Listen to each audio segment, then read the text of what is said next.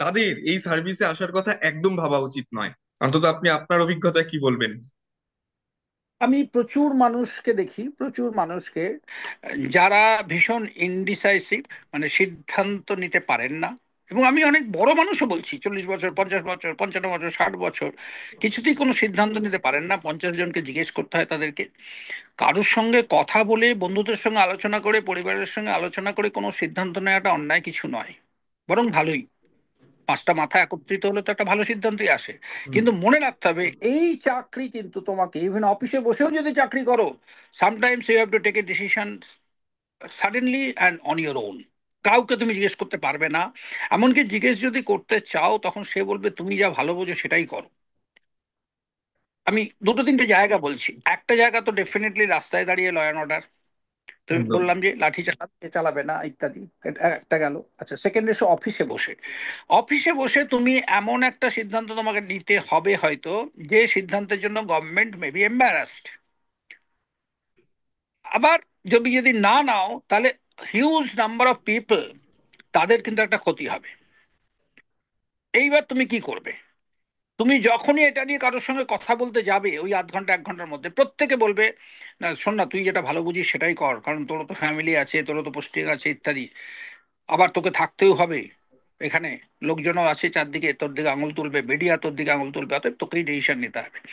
So you have to finally at the end of the day you have to take the decision. তাই যারা decision নিতে পারেন না, যারা এতদিন অন্যের কাঁধে ভর রেখে ডিসিশন নিয়ে এসেছেন এবং ভাবছেন ভবিষ্যতেও তাই করবেন, তাদের জন্য এই চাকরিটা কিন্তু মোটেই কোনো সুটেবল চাকরি নয়।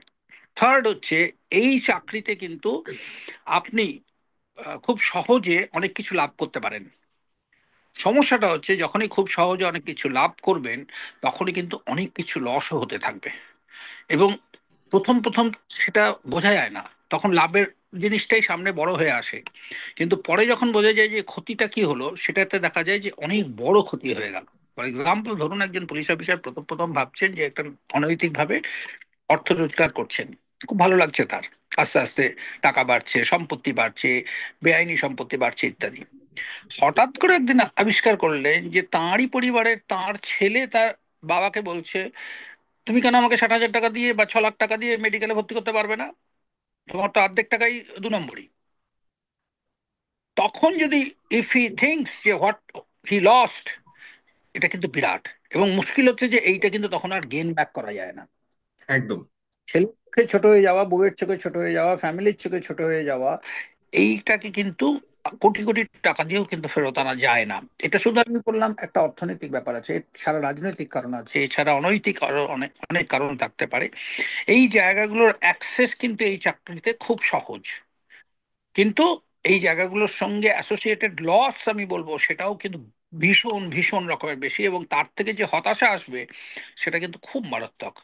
অর্থাৎ লোভ এবং হতাশার মধ্যে যে ব্যালেন্স, যে সমীকরণ, সেইটা বজায় রাখাটাও কিন্তু এই চাকরির একটা ভীষণ কঠিন জায়গা। তাই যাদের নিজেদের উপরে নিয়ন্ত্রণ নেই, নিজেদের লোভের উপরে নিয়ন্ত্রণ নেই, তারা কিন্তু এই চাকরিতে আসবেন না। কারণ এখানে ক্ষমতা হাতে ধরে থাকি আমরা। অর্থাৎ সেই ক্ষমতা যতক্ষণ না পর্যন্ত আমার ভেতরের বিশ্বাস আসবে যে এই ক্ষমতা কিন্তু আমার নয়, এই ক্ষমতা কিন্তু আমার পদের, আমার সম্মানটার বেশিরভাগটাই আমার চেয়ারটার জন্য করা হচ্ছে, আমাকে নয় কিন্তু, একদম। যতক্ষণ না এই বিশ্বাস ভেতরে আসবে, ততক্ষণ পর্যন্ত কিন্তু এই চাকরি আমাদের ক্ষতিই করতে পারে, বরং লাভ নয়। তো সেইটা কিন্তু আনতে হবে এই চাকরি থাকতে গেলে। যারা এটা পারবেন না, তারা এই চাকরি থেকে দূরে থাকাই ভালো। অনেক ধন্যবাদ আপনাকে। এরকম আরো অনুষ্ঠান দেখতে আপনাদের চোখ রাখতে হবে এই সময় অনলাইনের এই পর্দায়। ডাউনলোড করুন এই সময় অ্যাপ iOS ও অ্যান্ড্রয়েডের জন্য।